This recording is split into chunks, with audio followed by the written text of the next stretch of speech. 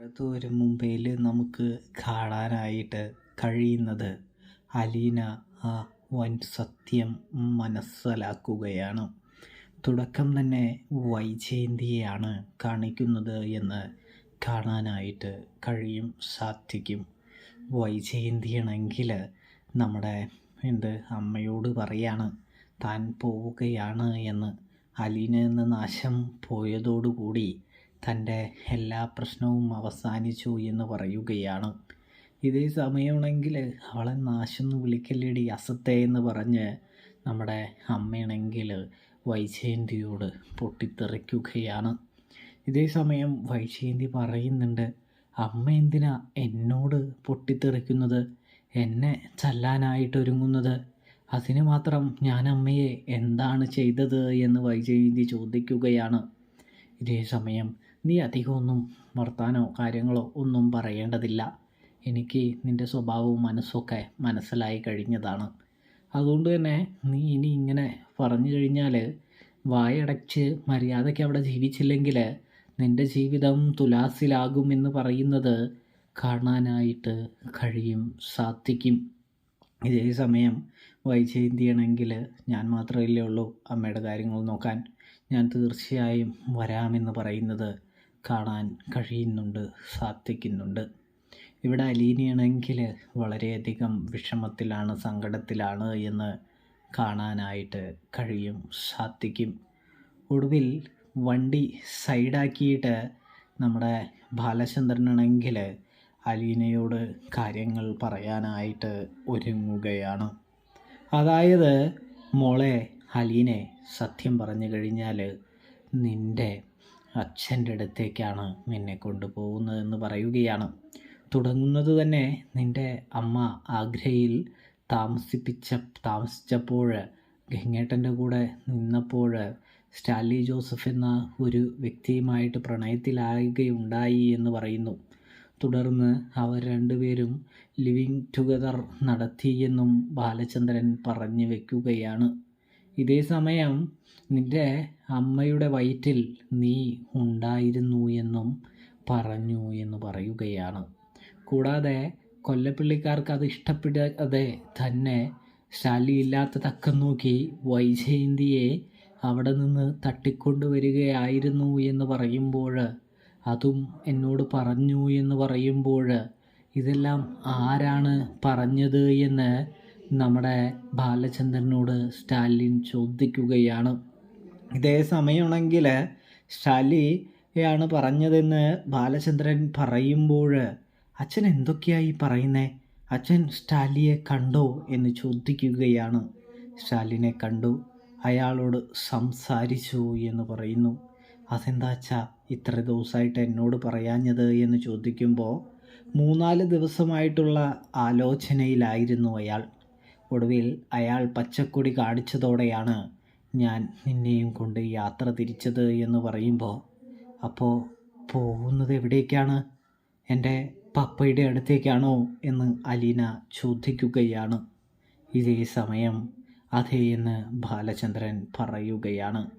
Stanley നിന്നെ സ്വീകരിക്കാൻ തയ്യാറാണെന്ന് അറിയിച്ചിരിക്കുകയാണ് എന്ന് പറയുന്നത് കാണാൻ സാധിക്കുകയാണ്. ഇതേ സമയമാണെങ്കിൽ നമ്മുടെ അലീനയാണെങ്കിൽ ആകെ സങ്കടപ്പെടുകയും ഞെട്ടുകയും ചെയ്യുന്നുണ്ട് എന്ന് കാണാനായിട്ട് സാധിക്കും.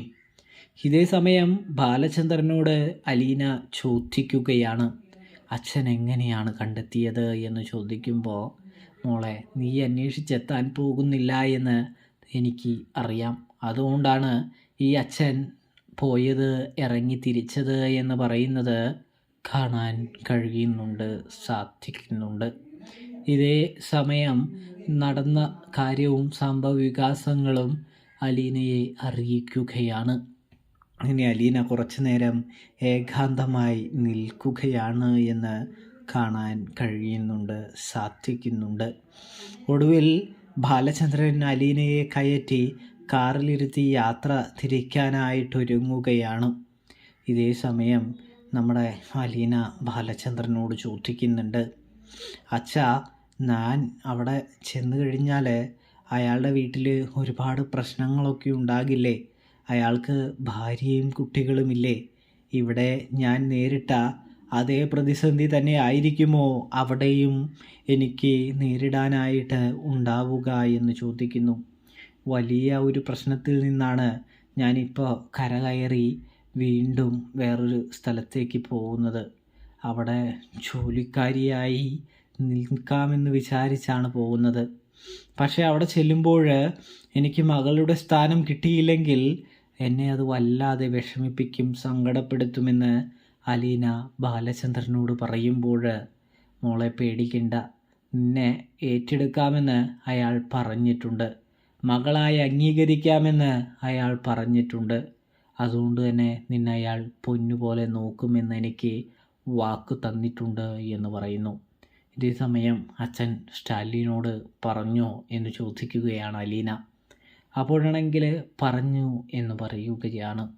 അപ്പോൾ അദ്ദേഹത്തിൻ്റെ ഭാര്യയും മക്കളും അവരും തമ്മിൽ ഞാൻ അച്ഛൻ്റെ വീട്ടിലുണ്ടായ സംഘർഷം തന്നെ ഉണ്ടാകില്ലേ, അദ്ദേഹം വേദനിക്കില്ലേ എന്ന് ചോദിക്കുമ്പോൾ, അദ്ദേഹം അല്ലേ മോളെ ഇത് തുടങ്ങി വെച്ചത്, അപ്പോൾ കുറച്ച് വേദന അയാളും അനുഭവിക്കട്ടെ എന്ന് ബാലചന്ദ്രൻ പറയുമ്പോൾ അലീന പറയുന്നുണ്ട്, അച്ഛൻ അദ്ദേഹത്തോട് പ്രതികാരം ചെയ്യുകയാണോ എന്ന് പറയുന്നു. പ്രതികാരവുമില്ല, സ്നേഹവുമില്ല, ഒന്നും തന്നെയില്ല. അയാളും ചെയ്തതിൻ്റെ ഫലം അനുഭവിക്കണ്ടേ, വേറെ ഒന്നും ഞാൻ ആലോചിച്ചില്ല എന്ന് പറയുന്നു. നിന്നെ സേഫായിട്ട് ഒരു സ്ഥലത്ത് എത്തിക്കണമെന്ന് വിചാരിച്ചു. അവിടെ നീ ജോലിക്കാരിയല്ല, നിനക്ക് അധികാരം വേണം, പവർ വേണമെന്നൊക്കെ ഞാൻ വിചാരിച്ചു. ഒടുവിലാണ് ഞാൻ സ്റ്റാൻലി ജോസഫിനെ കണ്ടുമുട്ടിയതും നിനക്ക് വേണ്ടിയാണ് അദ്ദേഹത്തോട് സംസാരിച്ചതും എന്ന് പറയുന്നു.